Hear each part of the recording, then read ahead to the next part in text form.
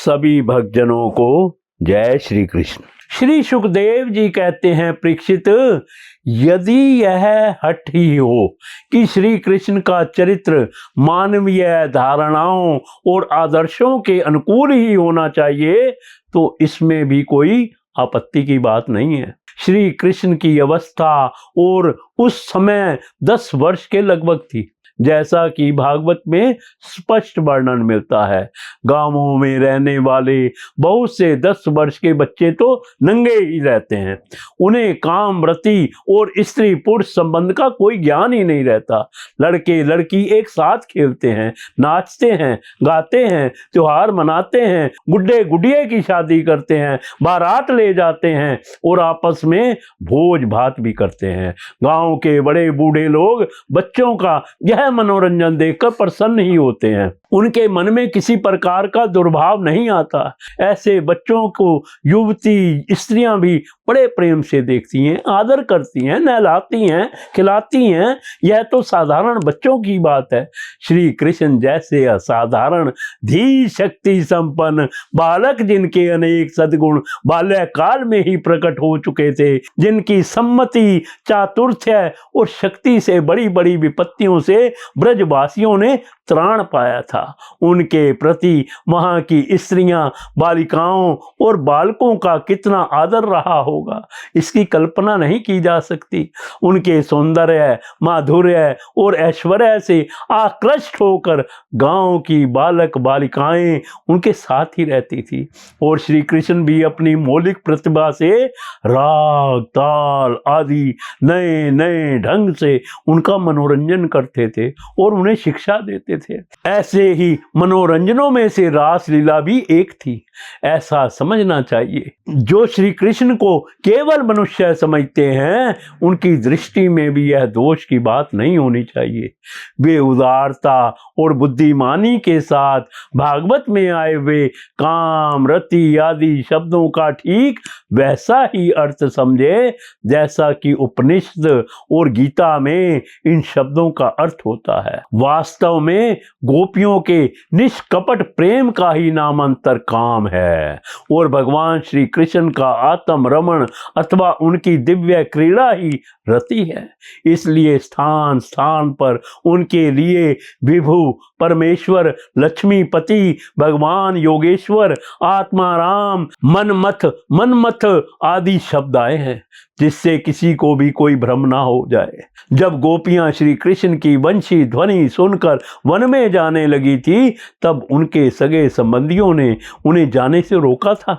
रात में अपनी बालिकाओं को भला कौन बाहर जाने देता, फिर भी वे चली गई और इससे घर वालों को किसी प्रकार की अप्रसन्नता नहीं हुई और ना तो उन्होंने श्री कृष्ण पर या गोपियों पर किसी प्रकार का लांछन ही लगाया। उनका श्री कृष्ण पर, गोपियों पर विश्वास था और वे उनके बचपन और खेलों से परिचित थी।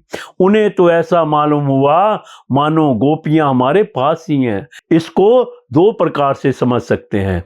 एक तो यह कि श्री कृष्ण के प्रति उनका इतना विश्वास था कि श्री कृष्ण के पास गोपियों का रहना भी अपने ही पास रहना है, यह तो मानवीय दृष्टि है। दूसरी दृष्टि यह है कि श्री कृष्ण की योग माया ने ऐसी व्यवस्था कर रखी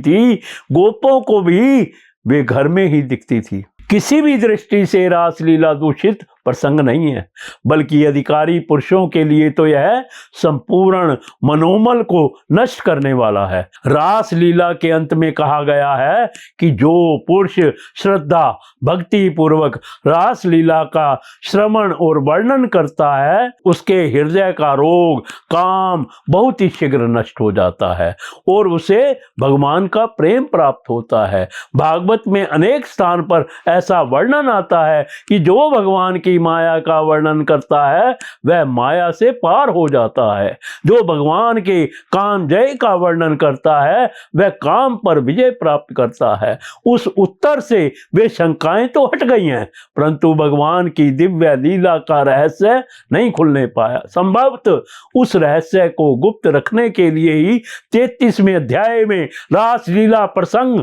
समाप्त कर दिया गया। वस्तुतः इस लीला के गूढ़ रहस्य की प्राकृत जगत में व्याख्या भी नहीं की जा सकती, क्योंकि यह इस जगत की क्रीड़ा ही नहीं है। यह तो उस दिव्य आनंदमय रसमय राज्य की चमत्कारमयी लीला है जिसके श्रवण और दर्शन के लिए परमहंस मुनिगण भी सदा उत्कंठित रहते हैं। कुछ लोग इस लीला प्रसंग को भागवत में श्रेपक मानते हैं, वे वास्तव में दुराग्रह करते हैं, क्योंकि प्राचीन से प्राचीन प्रतियों में भी यह प्रसंग मिलता है और जरा विचार करके देखने से यह सर्वथा सुसंगत और निर्दोष प्रतीत होता है। भगवान श्री कृष्ण कृपा करके ऐसी विमल बुद्धि दें जिससे हम लोग इसका कुछ रहस्य समझने में समर्थ हों। भगवान के इस दिव्य लीला के वर्णन का यही प्रयोजन है कि जीव गोपियों के उस अहेतुकी प्रेम का, जो कि श्री कृष्ण को ही सुख पहुंचाने के लिए था, स्मरण करें और उसके द्वारा भगवान के रसमय दिव्य लीला लोक में भगवान के अनंत प्रेम का अनुभव करें। हमें रासलीला का अध्ययन करते समय किसी प्रकार की भी शंका ना करके इस भाव को जगाए रखना चाहिए।